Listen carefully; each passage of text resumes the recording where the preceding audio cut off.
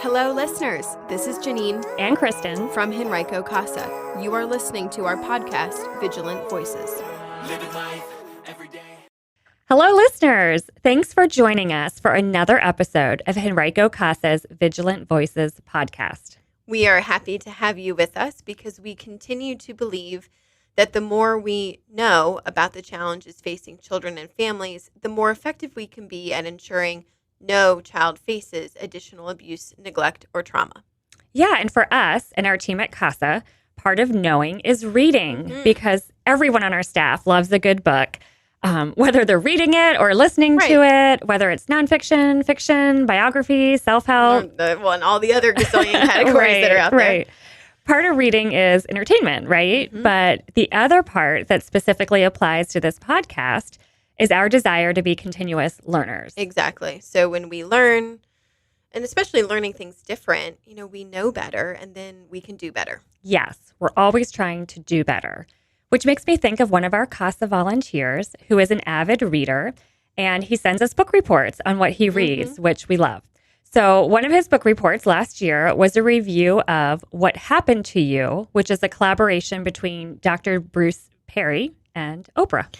Can we be sure to link this, Kristen, in our notes? Because this is a fantastic book. And actually, listener, we're going to be talking about books in today's episode, so we will put a link then to all of our books, probably, Sure. right? I'll pop it online. Yep. Okay, so to give you a CASA story today, we wanted to talk to you about one of the children that this book report writing volunteer advocated for over the years. This was a boy who we will call Ryan. And Ryan was really born into a tough situation. So when you think about the concept of what happened to you, as the title of this book is called, Ryan's list was long. He lived in a home with pretty severe substance abuse and mental health issues. He experienced the loss of family members. He experienced a traumatic event of being removed from the home that he knew and placed into foster care, was separated from his siblings. So he had a lot going on. Oh, for sure. And on top of that, Ryan lives with autism. So he had many unmet needs when his CASA first met him. And we were so glad he was paired with an advocate who was able to take the time to really know him and learn more about the behaviors associated with children who have experienced trauma. Absolutely. And we just love that our volunteers are lifelong learners and they read and then they can apply what they learn through those books to their cases. Yeah. And again, reading is what today's episode is all about. So, okay, Janine, what have you been reading that you think our listeners should know about? It's a great question. Lots of good books. But you know, Kristen, that I like to read leadership books and, of course, what's going on in the business world. So, think of the OG Good to Great. Yep. MBA, basic read. Exactly. All of those great titles. But actually, that is what led me to a book called Grit by Angela Duckworth. Really interesting, and it explores the concept of applying perseverance and passion to long-term goals. Ooh, you already pulled me in because I love the concept of grit. I kind of think of it as stick-with-itness, if that's a word. Well, and I've even heard the term stickiness, too. And so I started reading the book thinking about personal development, leadership, goals. But then, as usual, my mind actually quickly shifted to the work that our volunteers do here at Henrico CASA. And the principles in the book are so related to volunteerism, but specifically the work that our advocates do. Yeah. I mean, our volunteers make such a commitment. They invest their time, their life experiences, their professional skills into making a positive difference in a child's life. And their desire to be the good in the world is really inspirational to me. Absolutely. I mean, there's no doubt at all. And, our volunteers come from very different backgrounds. They do. Which we celebrate.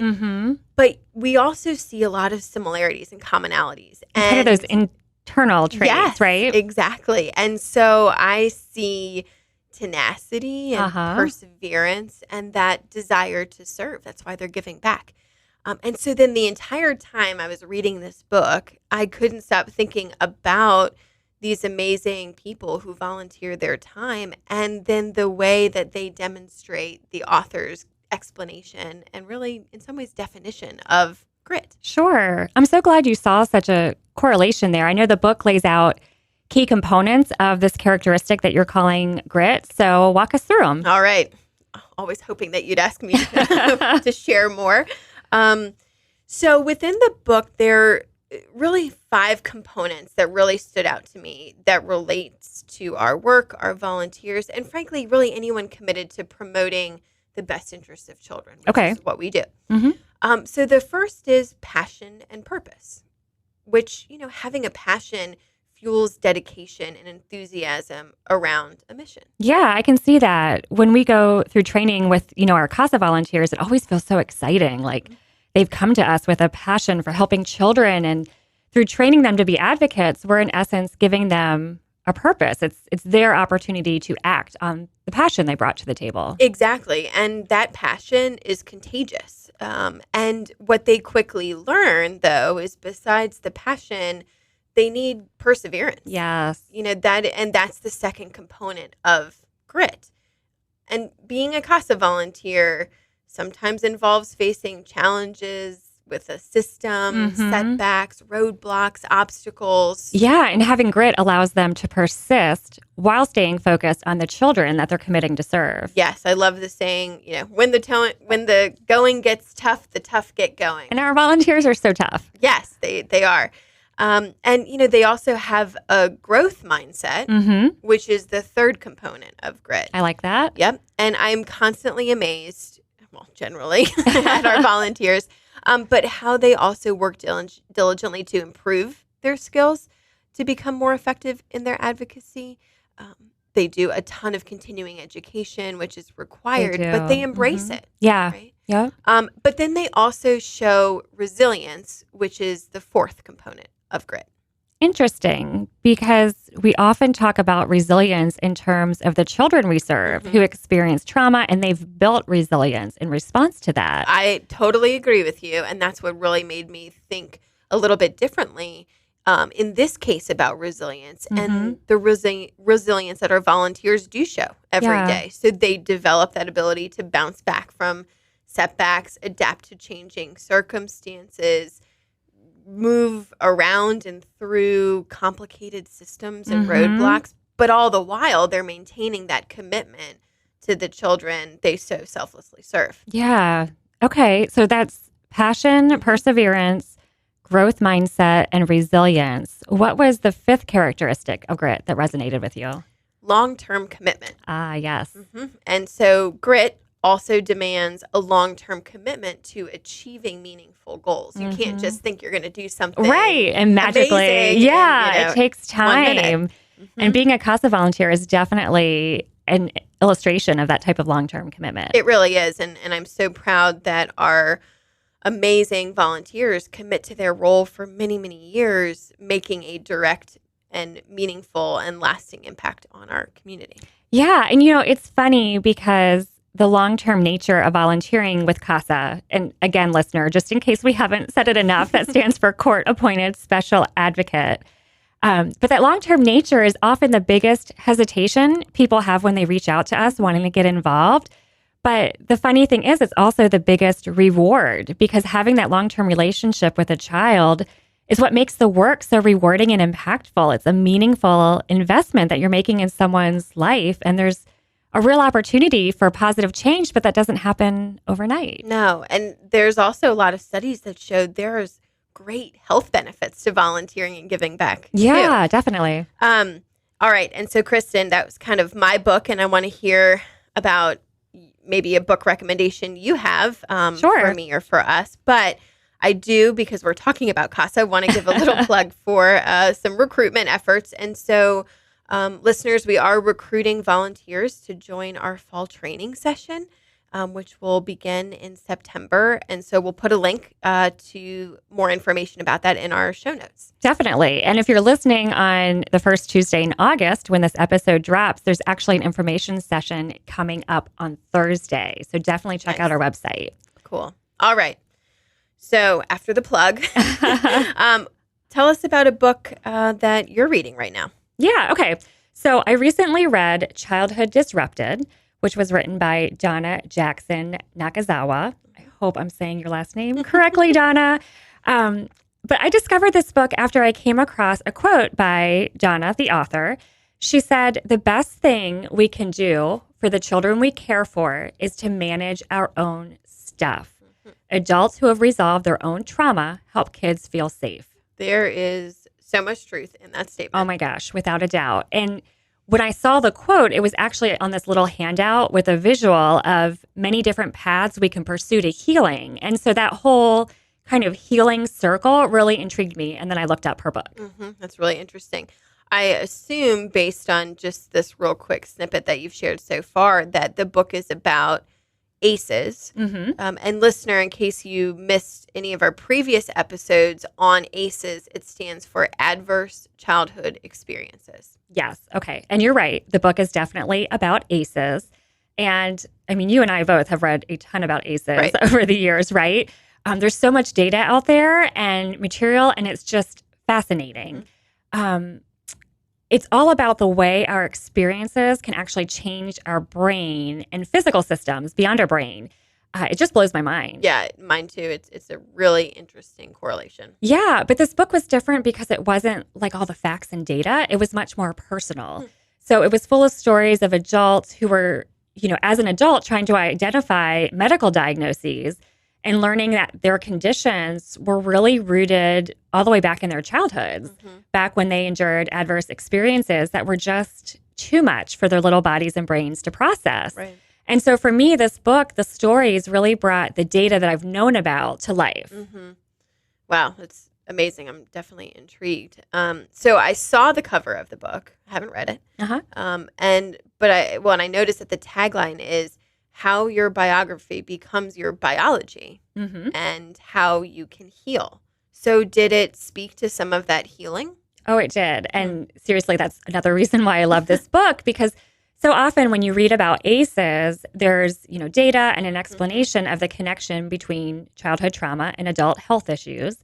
But it kind of leaves you hanging like, okay, so there's a connection, but now what? Right. Or, now what can we do? Now that we know that a child has experienced trauma and now they're adults, but they likely have all of these other issues as a result. And so, not that we want to feel helpless, but what do we do?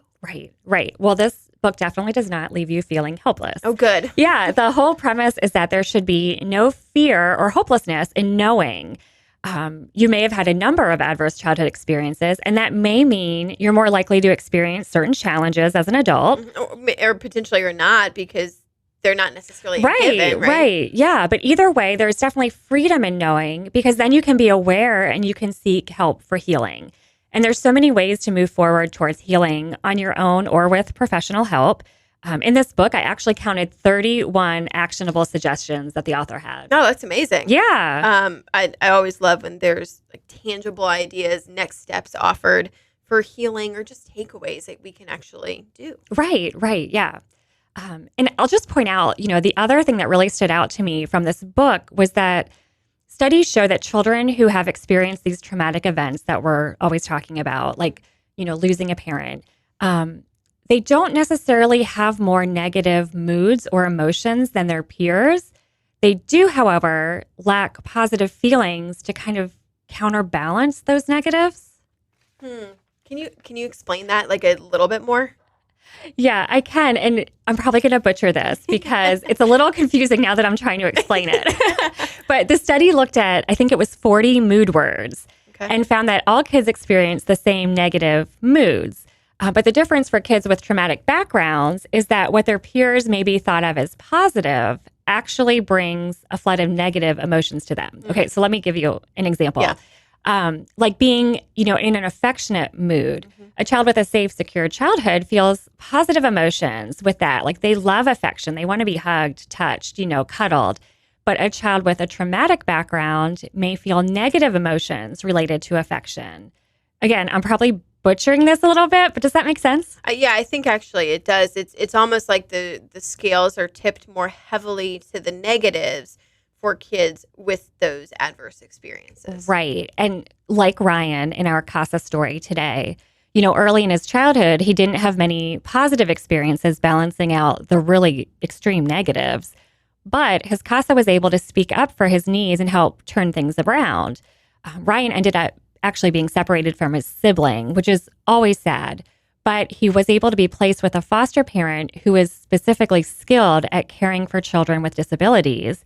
And he was later adopted by this family, so he gained a forever home. I love that. And I actually remember a nice added little bonus was that this foster family was wonderful and maintained that connection for Ryan and his siblings. So they had this great, additional opportunity. And so, it was just such a happy moment, really, for Ryan. And, going back to reading and the amazing work that our volunteers do, his CASA had read so much about a child who has such severe trauma needs regulation and connectedness in order for interventions to be most successful. And Ryan gained that in his new home. Oh, that's awesome. And kids like these don't have positive memories to fall back on necessarily. They don't have warm feelings to comfort them. If emotions were on a scale, right, there wouldn't be enough on the positive side of that scale to balance out the negative side. Which makes me wonder, how can we give children more positives to just tip their scale that direction? Well, and maybe that's a fantastic way to end this episode with our normal call to action. So, listeners, what positives are you putting out there to the children in your life? Yes. Those little smiles or hugs, kind words, just even like intentional eye contact. Yeah, all of those little things will tip the scales towards the positive. So start focusing on them.